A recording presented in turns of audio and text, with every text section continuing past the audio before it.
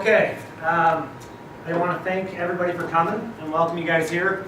For those of you that don't know me, my name is Steve Raleigh, and I'm the newly elected president of the Southern Indiana Triathlon team.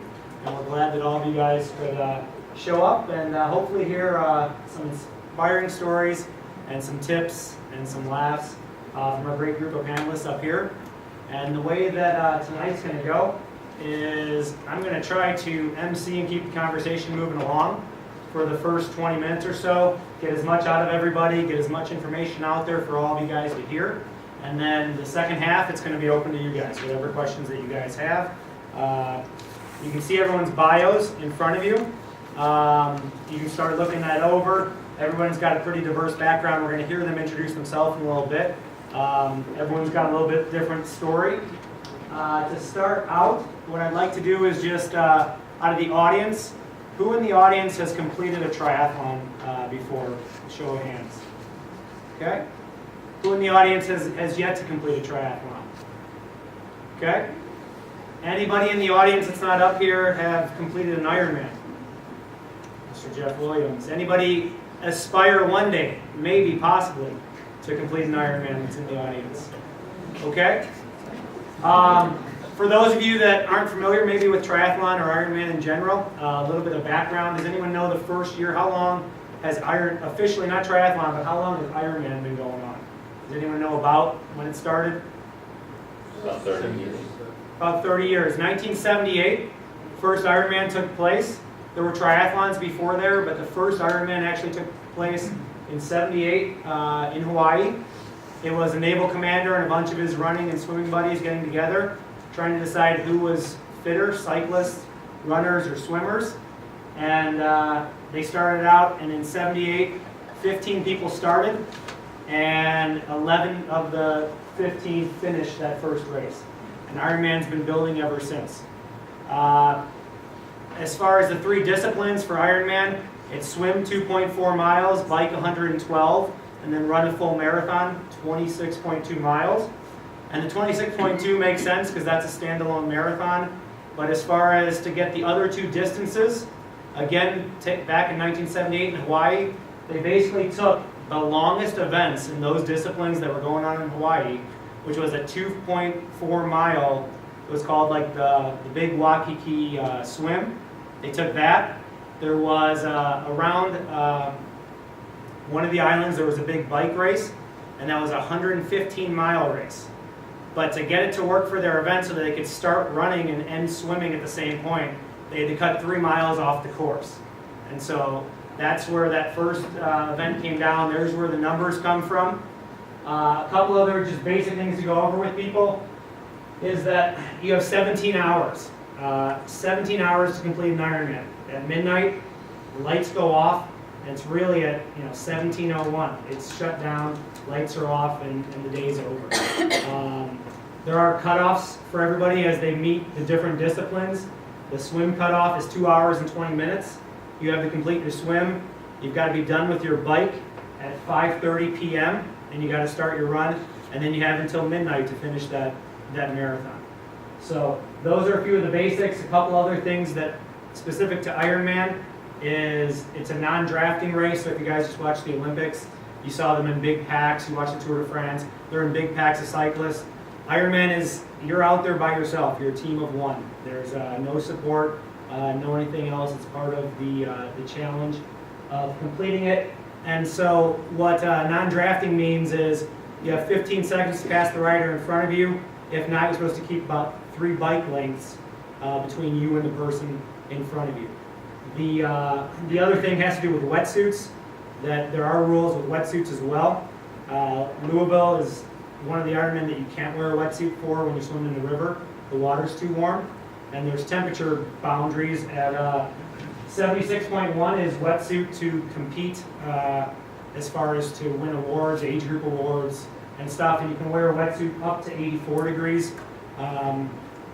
Depending on the race organizer, they'll allow you sometimes to go from that 76 up to 84 to wear one, but you wouldn't be eligible for any age group awards.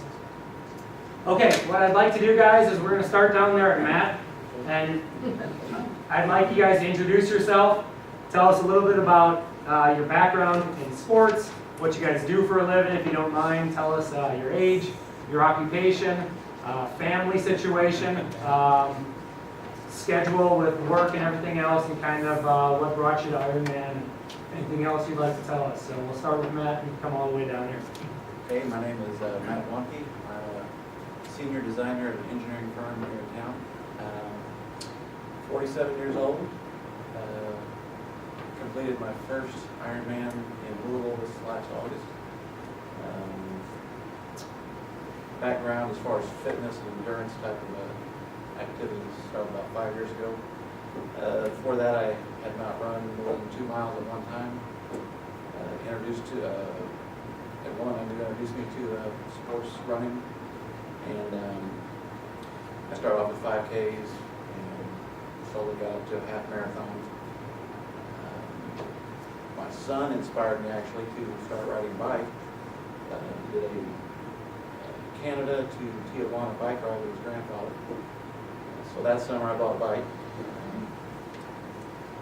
Slowly, people from work, we developed a riding group, and we did the rain ride. We did ride across Terre Haute to Richmond, right across Indiana. I've done that 3 times. I completed 2 marathons before Ironman, maybe 3 sprint triathlons. Then a friend of mine decided to do Ironman Louisville 2011, and I would recommend, if you are thinking about doing it, go watch it first. It's something to see, and I decided right there I had to do it. Then the next year, right at Christmas, I signed up for Louisville. I only did one Olympic distance triathlon leading up to it. That was my only training race as a big kid. And it goes by very fast. Just enjoy it. Actual race day, every event seems like it's going really slow. But when you get to the end, you wonder where the time is. Very important to train with good people and have. I think the local race is a little bit better because you can have friends and relatives come and watch you, and that is a big boost. But, I guess that's good. All right, I'm Scott Culliver. I'm a manager and IT guy, so I'm a computer nerd by trade. I'm 51. I've done quite a few triathlons since I started in 2006. 4 marathons before the Ironman. I have been over to watch the Ironman a couple of times, but never stayed to the end.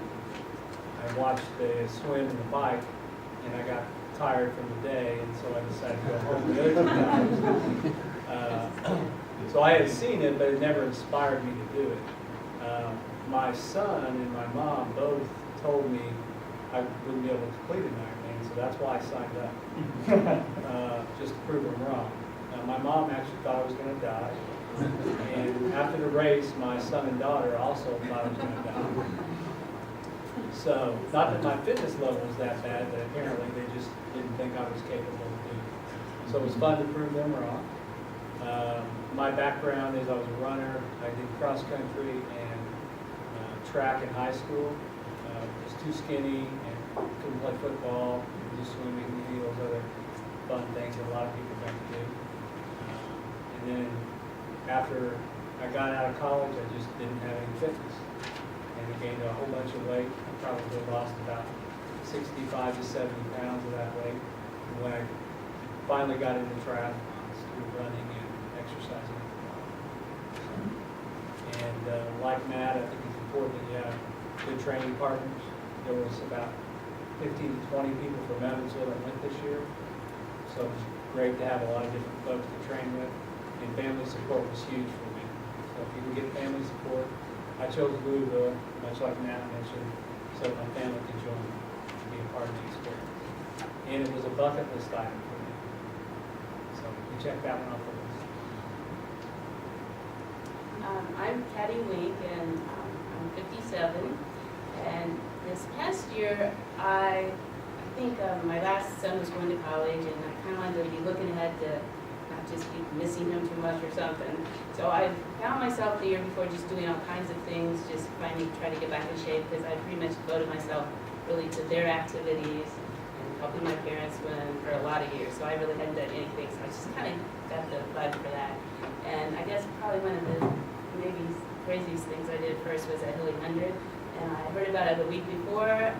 Somebody in Zumba class mentioned it. It sounded fun. My son was going to be at IU for his visit, for the IU visit, so I didn't have him to worry about it. My other sons are in, Indy, and I'm going to do this. And I didn't have bike shorts, which was really dumb. That was one of my biggest mistakes. In my mind, I think you're supposed to, but I had some shorts, and I thought, oh, that looks like that anyway. And I mean, it was like crazy, really. I know there's me. So, but I loved that I just, just showed up, did the 2 days.